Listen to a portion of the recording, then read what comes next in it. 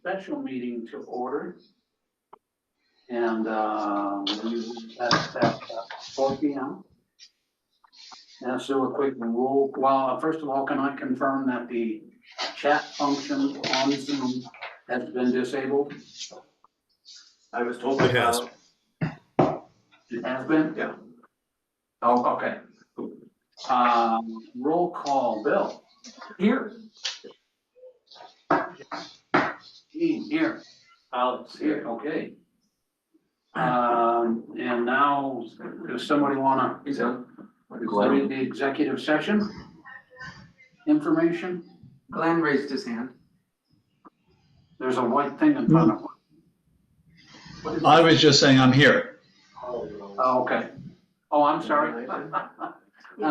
Looking at the table and I skipped you. That's my fault. Out of sight, out of mind. Well, yeah, I'll read the consideration of an executive session to discuss the potential sale of Running Iron Ranch, the agreement to restructure Colorado Water Conservation Board Dry Gulch Reservoir Loan Agreement number C150261 between the district, the San Juan Water Conservancy District, and the Colorado Water Conservation Board, and pending litigation case number 24CV30069 related thereto, together the subject matter pursuant to CRS section 24-6-4024A concerning the purchase, acquisition, lease, transfer, or sale of any real, personal, or other property interests. CRS section 24-6-4024B for the purpose of receiving legal advice on specific legal questions from the district's general counsel on the subject matter, and CRS section 24-6-4024EI to determine positions relative to matters that may be subject to negotiations, developing strategy for negotiations, and instructing negotiators with respect to the subject matter, and pursuant to CRS 24-6-4024B for the purpose of receiving legal advice on specific legal questions from the district's legal counsel regarding the Pagosa Fire Protection District and protocols related to fire flows and residual pressures. Do I hear a motion to go into executive session? Second. Have a motion on the second. Any discussion? These guys are eager. Any discussion? Hearing none, all in favor? Aye. Aye. Aye. Motion passes. We will do executive session. That was a mouthful, huh? I got dry mouth now. Everyone in Wayne was supposed to be right. That's probably the principal reason we never fight over who's going to be president.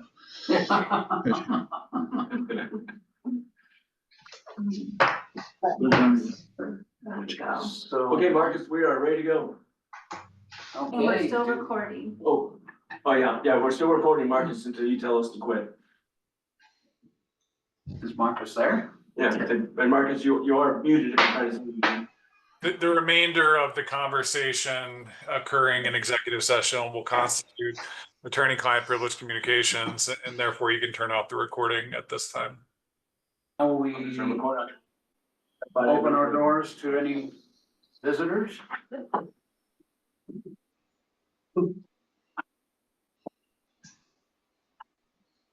Basically got to read the executive section, we don't want.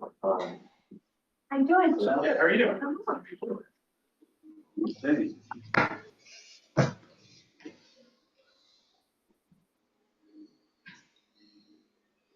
You can just sign in there. Hey, Giovanna. How are you, Jane? Okay, let's call this meeting to order at 5:10 p.m. Roll call. Bill? Here.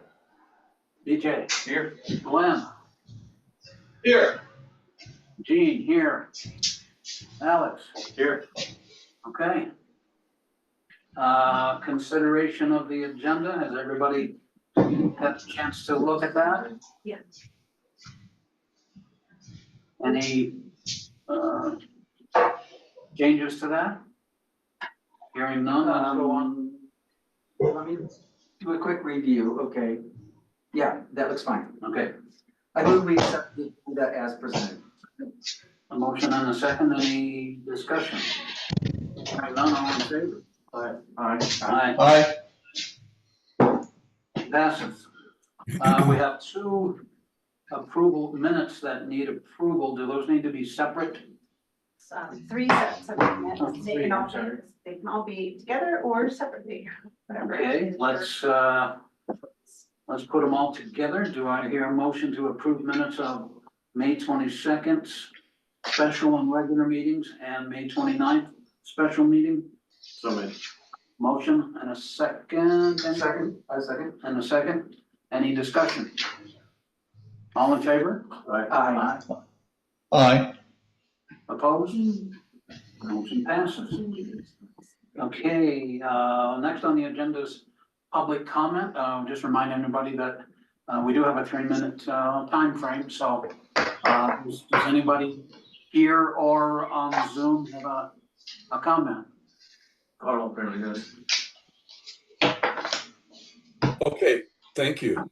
Gosh, I don't know why I'm so fuzzy, but so I am asking some couple of questions about the proposed land sale of the reservoir land.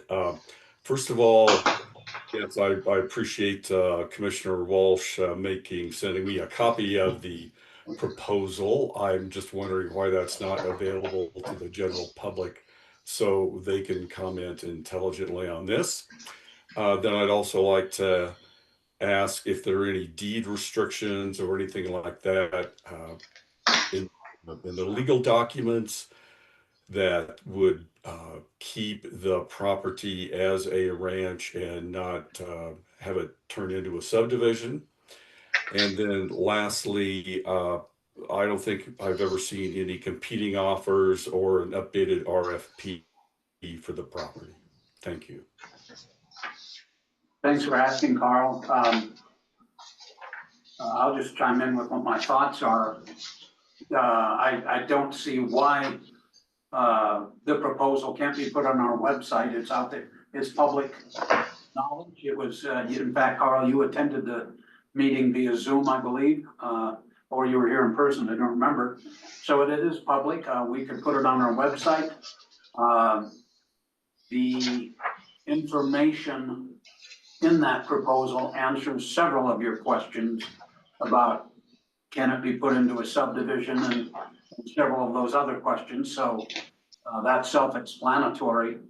And the third thing that came to mind, I've already lost, what was We're not advertising at this point. We didn't. Oh, yeah, have yeah, our we- unsolicited. we are not advertising at this point. We've got 2 offers. One's about to expire, 2 offers on the ranch currently. So I hope that answers your question. Would it be at all ask the blind party if they're comfortable with that, or because it was made in public comment, do we have? It's out in the public already. It's anybody can comment on their own time or whatever. So thanks, Carl. We appreciate your question. Anybody else in public comment? Hearing none, let's go ahead and move to number 6 on the agenda. Consideration of Pagosa Fire Protection District letter with Intermountain Propane LLC. Who wants to take that? Renee, Justin? So in your packet, we have the first letter that you just cited from the fire department regarding their recent testing of the fire flow for that property for Intermountain LLC, which is also the 1061 Cloman Boulevard. And the chief is Is it okay here. to He'd ask like- Robert yeah. Maybe you could explain The main how. reason I'm here is because I know after I wrote that letter, they're just gonna bring lots of questions up. Well, I'm just Not really. wondering how you got to this new measurement. And maybe you can explain that. So kind of the long and short of it, I went down, and we flowed the hydrants on Main Street, trying to take care of part of that. Noticed there was some discrepancies in how we normally flow hydrants versus how they're done. We were getting the same numbers, but we calculated differently than they were being used. So ultimately we went through, I took those numbers, did my own calculations based off of, we go up in FPA 291 to give us our fire flow. So after we figured out we had a couple discrepancies there, I did contact Justin and we sat down too and said, I want to flow that area again. So ultimately what happened in the past when they were flowing the hydrants, they flow off the 2.5-inch discharge. You put a pitot gauge on there and you get a reading off that, and that tells you how many gallons per minute is coming out of that opening. It doesn't tell you how much can come out of there if you take everything off, all the caps off the hydrant. So each hydrant has two 2.5-inch openings and a 4.5-inch opening. Obviously, if you, same thing with garden hose. If you got a sprayer, you put on the light setting, you get some good pressure coming out of there, but not a ton of volume with that. You take that off, you get a lot more volume comes out. So we need to calculate what's actually going to come out, what's in that pipe available for firefighting. So when we go back and we actually do the numbers, we calculate it down to 20 PSI. So if everything was coming out and there was only 20 PSI residual pressure on that line, how much water would come out? The reason we have it at 20 PSI, anything under that messes with drinking water standards, all that, and that's all part of our firefighting standard. So when we apply all that to this, we feel comfortable with, we actually exceed the required fire flow of 1,750 gallons per minute there. And we're testing, the test hydrant that we did was at the airport. So even Intermountain's even farther upstream, so it would have better flow, better pressure. We did the final one with the fire pumps or with the booster pump running, mainly because that would be running if we hooked in the hydrant, we had major fire. So I feel comfortable with that flow. But that's kind of how the difference in calculations came out. We also have a coefficient factor when it comes out of there that changes a little bit of what that flow is. So actually going by the letter of it, 291 for testing hydrants, that's how we come up with the flow. The fire code, what it references in there is fire flow. And fire flow is at this 20 PSI. It's not actually what comes out of that hydrant at that time, it's what the potential is. And that's where we had a little bit of, we were kind of talking apples and oranges here when we were looking at pressures. And so that's kind of why that variation with this. And the same thing I kind of included in the next letter we talked about. So going forward, it really is pretty simple, and thanks for the explanation. What's coming out of the hydrant is one thing, that's hydrant flow. What's available in the pipe is pipe flow. And in the future, you'll be using what I'm calling pipe flow, whatever you call it, and that's what will be used. Correct. So the code itself addresses fire flow, and fire flow, and I think I put a definition in one of those letters there, exactly what it says in the code. It's what's available for firefighting in that pipeline. But that has no relevance in the code as to how much water does this Walmart need or this. Yeah, so What's ultimately, like when we go to what's in the Walmart, pipe. we calculate, let's say it needs 6,000 gallons per minute. We're not gonna get out of one hydrant. We don't have a single fire engine that can handle that. So then we calculate multiple fire hydrants, but what's available in that system for fire flow is what we calculate all together. Yeah, that's what I'm saying is fire flow is fire hydrant flow is fire hydrant flow.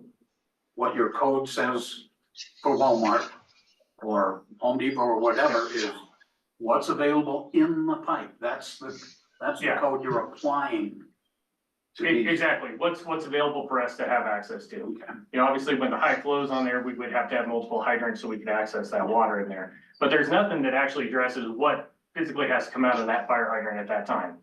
We do it based off of what flows. In fact, when we test a hydrant and we come up with this fire flow, the one we're testing doesn't even have water coming out of it. It's the one that has our gauges on it that shows us our change in the static and residual pressure. So the water coming out of the hydrant is good information to have. It's part of the calculation, Yeah.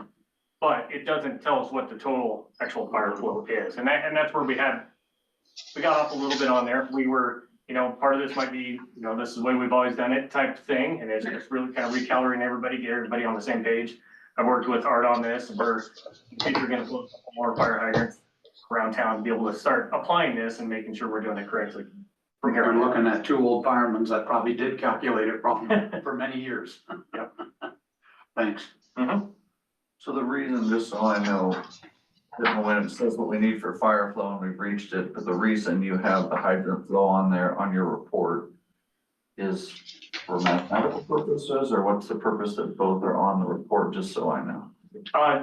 So which one? Well, one of the letters, you said fire flow was, requirement was met because it was here. Yeah. But then right next to it was the hydrant flow gallons per minute, and it didn't reach it, so I guess I'm just So- wondering why that was on. Yeah, so that's what we explained. So the hydrant flow where we had on there with the, I think it was about, 1,100 gallons per minute. That's coming out of that 2.5-inch orifice. It's just a part of the equation. Yeah, so it's part of the equation that we use it for, so what we're calculating for is if we were to take all the caps off, get as much water on that line, how much could we get before we, have any issues with the water system? Okay. Before we compromise. I think that's what you're talking about there. Yeah. Where it has the discharge on the fire flow, it's two different numbers.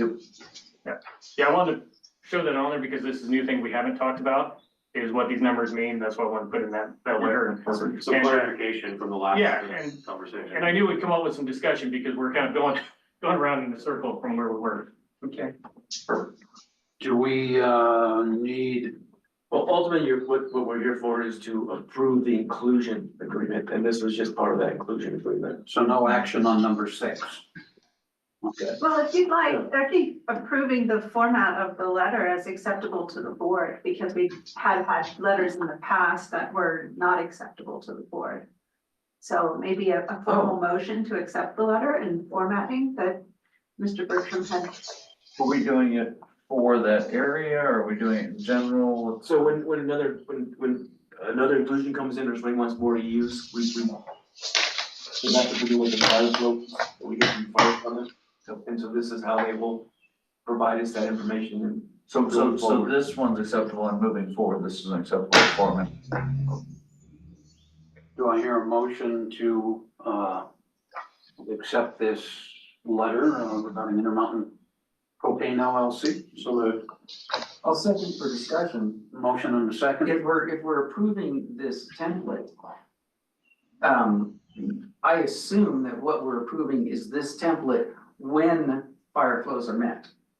I mean, there may be a Yes. situation where fire flows are not met, The letter could be the same, in which because it still says. the letter could be the same, but it doesn't mean that we accept that letter as our final decision. Right, because Marcus. As long as it's meeting the fire flow, this is a great template. Right. But So the typical what we do then is we'd tell the developer they have to upgrade the system until we get the letter that says it met it.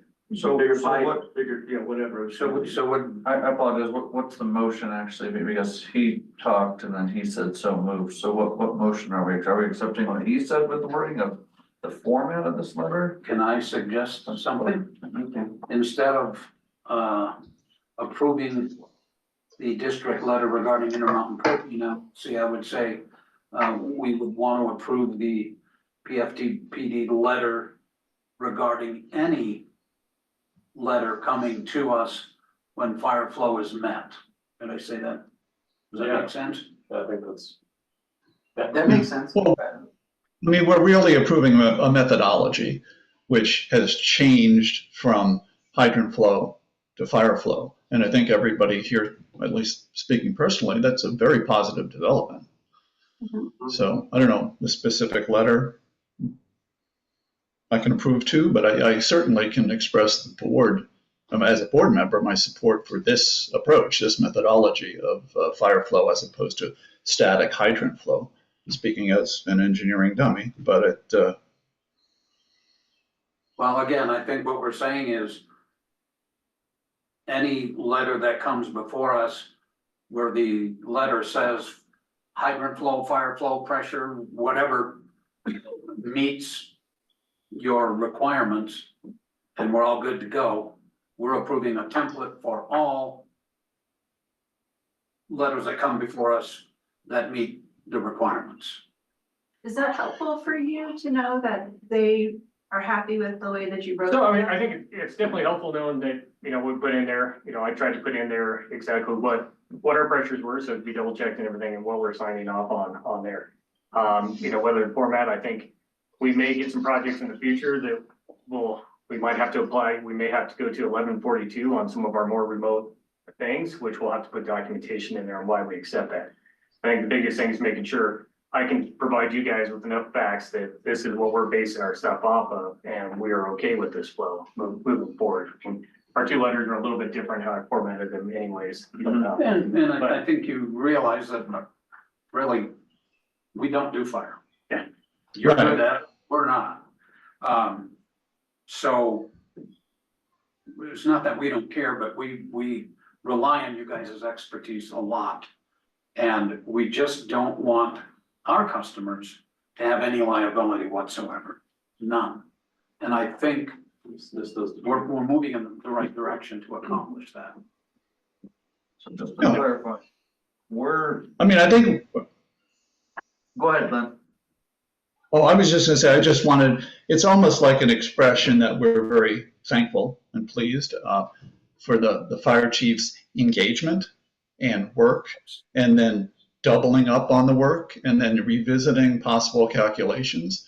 And then ultimately, that's all I can express is my thankfulness, because we're going to take the marching orders from the fire district. If the fire district changes its mind and says, we're going with hydrant flow, okay, that's their choice. I mean, honestly, you just give us the marching orders and we'll march. We just don't want to be doing like the hokey pokey, that's all.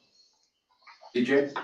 So we're really accepting the mathematical equation that they got to for fire flow, not necessarily, 100% appreciation. I'm just trying to make sure we understand what we're actually making a motion on. So we're accepting the mathematical equation that's been presented in the letter to calculate fire flow. I would disagree. We are approving the letter. Could be because we like the fire chief, could be because he did it in red ink. We want not to be doing their job.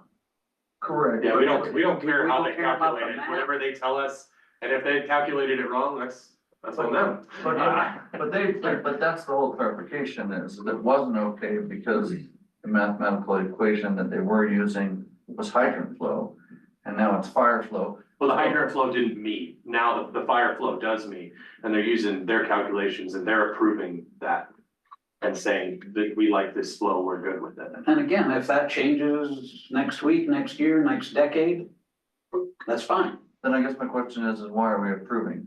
Because we already accepted it. But if we accept it and we approve whatever they're requesting, then we're fine. So I just don't understand the point of approving a letter that we're saying can change next week and it's fine. I'm fine with that explanation. But I don't understand why we're approving a letter that could change next week when all we really care about in this instance is thank you for doing your job, you did great. But all we really care about is that they can do what they want to do and it's acceptable to the fire department. It has nothing to do with this letter other than the fact that this letter has to do with this one. So I don't know if again, that's Maybe, my opinion. I don't know if you're missing one thing, but I'm a developer, I come in, the town or the county, who's ever the permitting agency says, okay, do this, and find out what your fire flow needs to be. So they go to the chief says you gotta have X. And then that letter eventually comes to us. If the letter is exactly like this and says it meets everything, we're good. If it doesn't, the county or the town requires our signature before they allow whatever, the development to continue. So if we don't sign it, the process stops. So that's, again, we're not in the fire business. Make all the decisions you need to because we trust you. You don't have to approve the letter.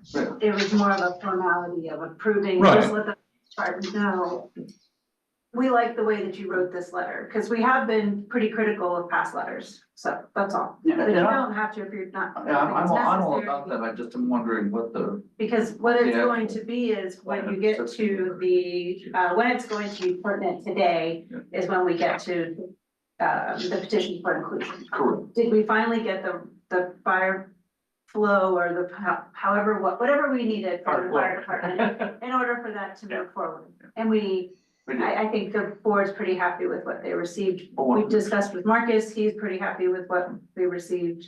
Any further discussion then on this one? So what I'm seconding here is that we like this letter and we like this format whenever fire flow is met. Yes. That's what I'm seconding. Okay. so that's the way that it reads. 'Cause Yes, I'm okay with that, okay, there's just been a lot of discussion that yes. all around When, different. when fire That's flow good. is met, Discussion is good. approve the format when fire flow is met. Okay, Mhm. Okay, all in favor? Aye. Aye. Motion passes. Okay, number, You can take number 7 if you'd like, or discuss that with the chief, or if you're fine with the town's letter for the town hydrants. And that's still, in this letter, still not gonna circumvent that they're still gonna have an agreement that you guys have looked over last time. Right. You have to do this, you have to meet all that, so. This, at this point, doesn't have a whole lot of bearing on it. so you do want a motion on this one? I don't see a reason for it, but Okay. it's a call. Yeah. Well, we just approved the format and this meets the Yeah. same format. So Yeah. Right. I think we approved that second letter as well. I think you're right. I don't know, but this project, the first project is very precise and targeted. And this letter is addressing a project which is a very moving target, which is going to have a very complicated, mainline extension agreement. So, But I don't think the fire department cares about mainline extension agreements. No, well, but I'm just saying, in in this case, there's a sentence that says that because when we began the discussion with the town, the idea was we may not get to fire flows, but more hydrants are better than fewer hydrants. And in the course of 2 weeks, probably because of the different methodology delivers fire flows of around 3,500, which gives everybody involved confidence. It's now, we will be requiring 1,500 gallons per minute on every one of those hydrants. So that's a whole different approach than we were discussing 2 weeks ago. And that will lead us in our mainline extension agreement to deal with the town. Well, what happens if after 11 or 13 or however many are installed, we're actually seeing 1,100 and 1,200? Whose responsibility will it then be to, if the fire department is going to hold to this, that they must be at 1,500, who is going to be responsible for the water infrastructure that would then boost them up to 1,500? So I think this one is a little bit more complicated. Renee, you had a comment? just the way that I wrote that provision in the mainline extension agreement, it does require that the board have approved the fire department's letter. And it won't be this letter, it'll be a letter that's done after the fact. Because remember, that letter was based on a block away. So when Right. when the hydrants are built, we'll go back and retest them, he'll run his calculations, and at that point say it's good, or at that point say it's bad. If it's good, you guys then will accept ownership, if they all meet all other stuff. Right. If it's not good, we just say we accept an ownership. So we don't need to worry This about it. really does not affect the mainline extension agreement at this point. Right. So basically number 7 is just us acknowledging we've read it, we understand how they're moving forward. It's looking, I think it gives this is more a letter for the town. Yeah. It gives them some confidence that if they build this stuff, they're not gonna be stuck with it. That's the way I say, this is more of a, makes the town comfortable, because town, remember, if those fire hydrants don't meet it, we don't accept ownership of it. And the town's stuck with it, and they don't wanna be stuck with it, so this gives them confidence that they're not taking a risk, that they're gonna be stuck with 9 or 11 or how many hydrants it is now. Yeah, and before I put that in that letter, I did meet, and I think I did put in there, I met with Mike Davis and James Takeoff. Let them know the flows, had Mike Davis on there and saying, look, if we're gonna require 1,500 gallons per minute, you know, you guys, On commercial property. so for this project, for these new hydrants going in there, if we're gonna require 1,500 gallons per minute, which would meet the flows, the town has to have some confidence that they will be able to meet those with there, and that's why I've laid it out to them that if we require 1,500 and it doesn't meet that, they're gonna either have to do it or maintain possession of that line, and that's a risk they've gotta take. And they felt comfortable with me writing it that way and them taking that risk based on the flows that we got. And then Mike Davis, who's doing the engineering for it, they felt comfortable with that. So they were in a part of this conversation as well and are aware, made by those requirements.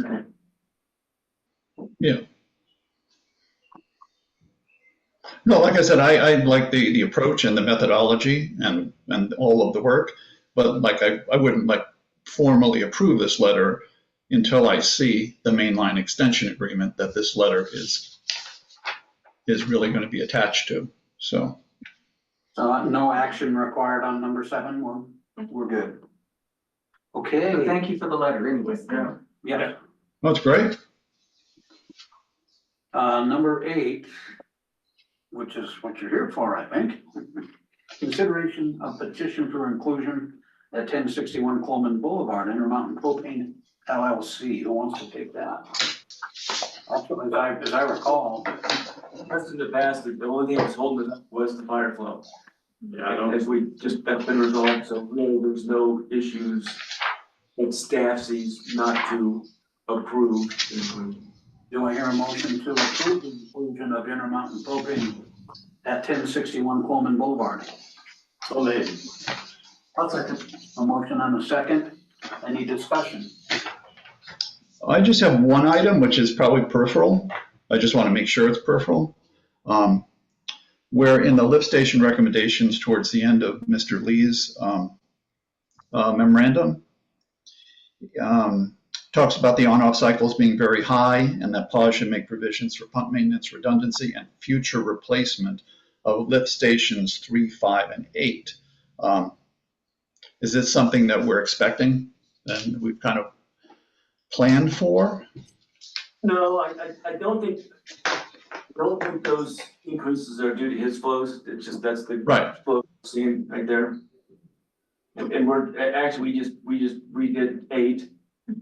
Okay, that's what We're moving forward with those as is right now. so that's not telling us anything we don't know. Correct. And the only pipe segment that is possibly implicated is certainly not due to the flows of this 1.5 EUs. The one that's at like 90% of the 80%, yeah. Okay, that's all I had. Unless Joetta leaves the sink running, but she won't. I won't be there very much. Any further discussion? Nope. Hearing none, all in favor? Aye. Aye. Aye. Motion passes. Okay, Justin, I think you have a fire hydrant exercising program update with good news. Yeah. Flow tested, we just call it flow testing. 1,125, we're all completed almost 2 weeks ago now. Out of that, 7 are being replaced. There about 30, I think it was 32 that had what they call significant problems that were worked on, 7 that we had to replace. And everything else was good. And then there's, a list of, some need to be painted and some, there's some maintenance that's gonna go on. We're gonna take all that data and break it down and then develop a working plan on how often we're gonna test hydrants, how often we're gonna paint hydrants and replace gaskets and replace stuff like that, so. So the last time that we talked about that, I think we were just getting down from the Pagosa Lakes area and we were at 7 then. So we didn't have any hydrants downtown that needed to be replaced. Wow, And I'm guessing like better than I thought it would. replacement of a hydrant around 10 grand each. So it's about $70,000 worth of repairs on 1,125 hydrants, not bad. And then some extra work. And we'll do some extra, like I said, we're coming in right where we thought we were.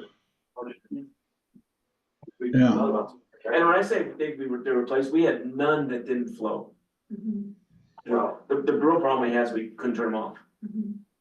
So we had to replace 2 immediately because they were leaking, but the other 5 are scheduled for their significant repair replacement. Because they're not leaking, so those two we had to get on right away. Do we have valves for most of them? For most of them, and that was another thing, so they also tested those valves, and some of the valves are inoperable too, so we'll have to work on those. But And great so- news, right? I mean, Great news. Great news. at the same meeting, we have, thanks to the fire chief, a much more kind of advanced methodology. And then we find out that of our 1,100 meters, very few of them are in disrepair. So it's nice to get some good news on the fire flow hydrant front. So thanks everybody involved. Okay, next up, manager talking points. Mr. President, I was going to move that we just don't even treat with items 10 and 11, and because I'm fearful of what we're going to get here. Just joking. Oh, okay, well, let's. He's on the joke. Okay, water loss is down somewhat, it's about 480, so it's down from what it was last time, so we are making some progress, not nearly what I'd like to see, but at least we're going in the right direction. I'll go to Snowball's moving along, they're starting to put power in the building, we're starting to test pumps and equipment. Next, in 2 weeks, Veola will be here, they're the pre-treat, and they're gonna get the pre-treatment system going up. Once that's up and running, then Paul will come in, which is the treatment system, and that'll go, so we're moving forward with turning it on. The old plant is scheduled to be torn down in September. What? That means the new plant goes on in August. That's right. Holy moly, I thought it was gonna be December. Wow. And then, then there'll still be work going on, so we have to get that plant down and get everything graded, because that's where the trucks come in to bring all the chemicals and stuff like that, so. I'm still gonna guess that it's not gonna be fully operational when it's done, when they get full and PCL goes away. So I'm guessing, they're saying December, I'm saying February. We'll see. Are we, when you say the old plant gets torn down, are we gonna save any of those tanks for anything? So we actually, so there's a community outside of Durango, I don't know what the community's called now, that wants the stuff, and so what they're gonna do, they're gonna bring staff in and equipment in and help us tear it down, and in return for that, they're gonna take the old tanks and some old valves and stuff such as that. And they're gonna inventory it all, and they said, if you need it back, just yell at us and we'll give it back to you. So it's a pretty good deal. 'Cause remember, we're doing the tear down ourselves, we took that out of the PCL's list, cause just to save some money, cause I think they want like $500,000 for that. So we're doing it ourselves, and we only have basically 3 weeks to get it done. And I'm a little nervous about that, that's a lot of work in 3 weeks, so if we can get 4 or 5 people with equipment helping us out, it's a big help. Just get out in there with the bulldozer, you'll have it done tomorrow.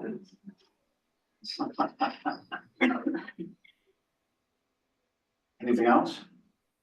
That's all I got. On that front. When you said that, it just kind of rang a bell in my head.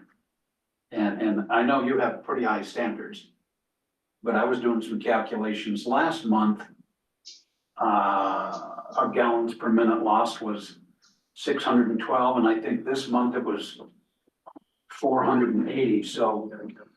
And the bell that went off in my head is the key to planning and saving water and what we're doing in the future is find those water leaks. If we can get that down to an industry standard, and the research I've done over the years is, anywhere from 10 to 20% water loss ain't bad. And Yeah, AWD targets 11. 11, okay. Right. Wow. And if you take last month, April, we were at 47%, I think. And if you consider May, just last month, we're down to 37%. Now, the annual average is a little different, but I think we're moving in the right direction. And when we find that much water leaking and get it repaired, that's just, it's just like water rights. We're gonna treat less because we've got less leaks. So I really think it's kind of a key to the future and which brings up one other question, or not question, but comment. Where did I put it? Every year we have to report to Colorado Water Conservation Board how many leaks we're finding, how much water we're saving, how much it costs, etc. And we do that every year. We've never missed a year and we won't miss a year. But for doing that, they give us forgiveness on our loan with Colorado Water Conservation Board. But there's a certain amount. It's not an endless forgiveness. Well, every year for the past 2 or 3, I think, Aaron and I were talking, we've saved not only the maximum that they allow us to, but probably another $100,000 a year in fixing leaks. And some of the leaks are like this, a meter bottom with a tiny crack in it, and it's a half a gallon a minute. We've had leaks that are over 5 million gallons.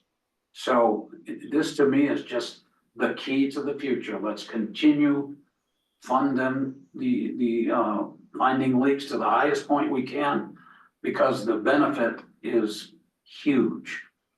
I just had to say that because it really struck a string, or whatever they say. Okay, now we have number 11.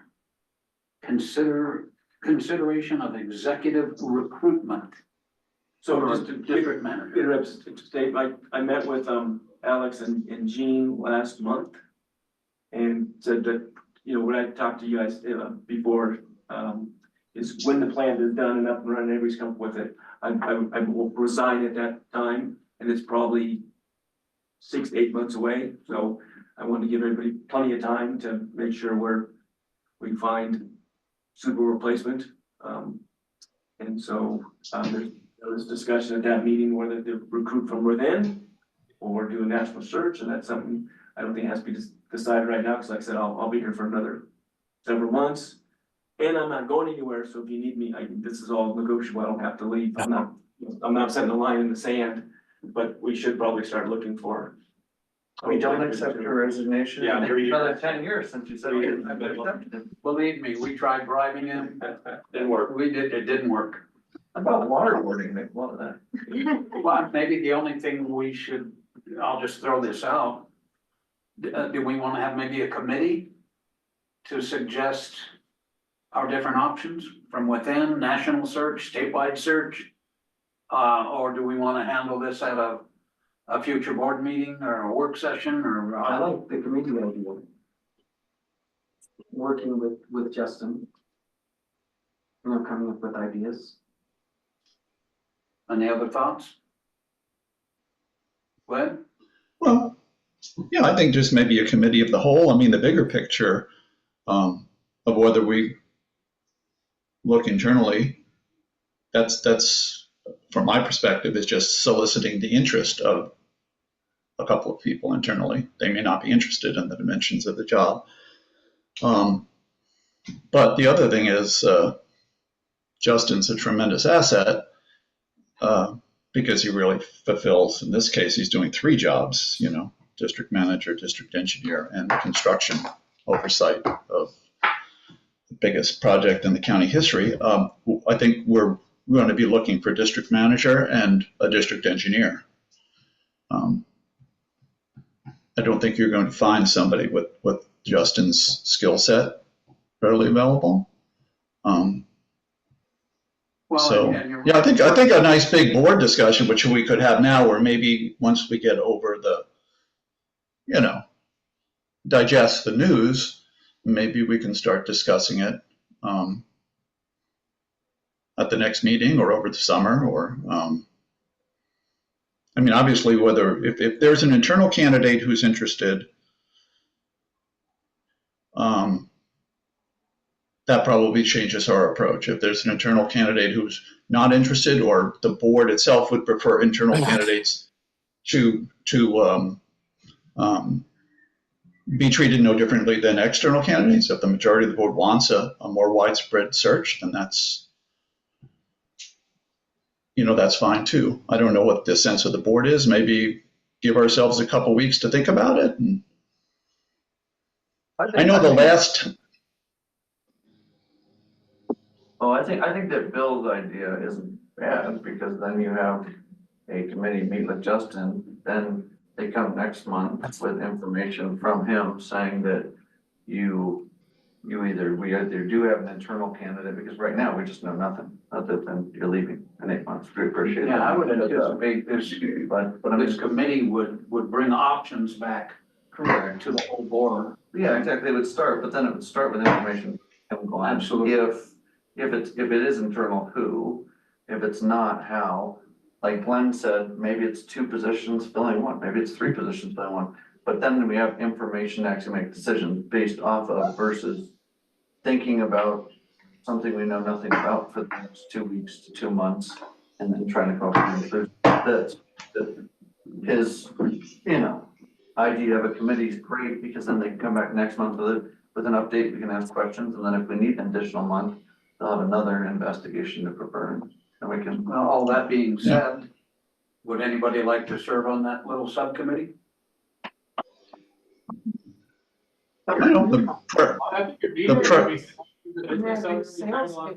was actually thinking it was your idea, so I want to give you full credit. No, I thought maybe you'd like to do that. Well, BJ's a business owner and has hired many people, so and Gene has been.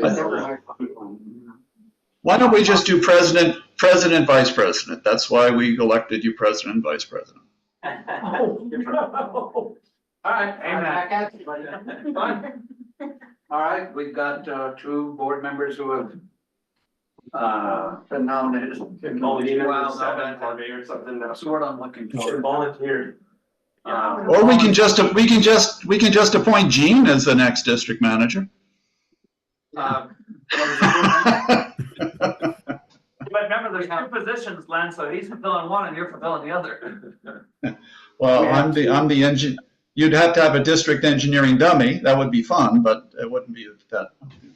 We have 2 sitting board members who have reluctantly said they'll serve on the committee. So moved. Okay, Second. well, don't even need a motion. We'll just do a vote. Oh, come on, to create a committee? I wanna make a motion that we create. And I seconded the motion. And you Okay. seconded it. A motion has been made to appoint myself and Alex as the recruitment committee. Yes. Any further discussion? Hearing none, all in favor? Aye. I abstain. At least it wasn't a nay. Okay, And don't we have another significant operations manager that we're probably looking at replacing as well? Probably, yeah. Andy. Yeah. Connor. Yes, he's thinking about leaving this summer, so. Okay. Next summer. Yes, we got a little more time. Got a little more time than that. And, Okay. and that definitely feeds into our Purpose. discussion. Okay. Because Andy's a real important team member, so. All right, any other business brought before the board will be duly considered. I just would like to say, again, I know it's not to beat a dead horse here, but I really appreciate you, Chief, and working together with us. This has been a tumultuous relationship, I guess, for a while, and you're newer into the position, and seeing your cooperation, working with us, I think is a really great benefit to our community. So hope we can have that with a lot of other districts going forward, and that this relationship continues to get better. So thank you. Thank you. I appreciate that, and glad we're able to move forward with this, and then, if we shouldn't be fighting against each other, like I said last time. it's all moved together because we're here for the same A purpose. lot of the cobwebs are cleared out now, so. Do I hear a motion to adjourn? So moved. Second. All in favor? Aye. Aye. Section on that.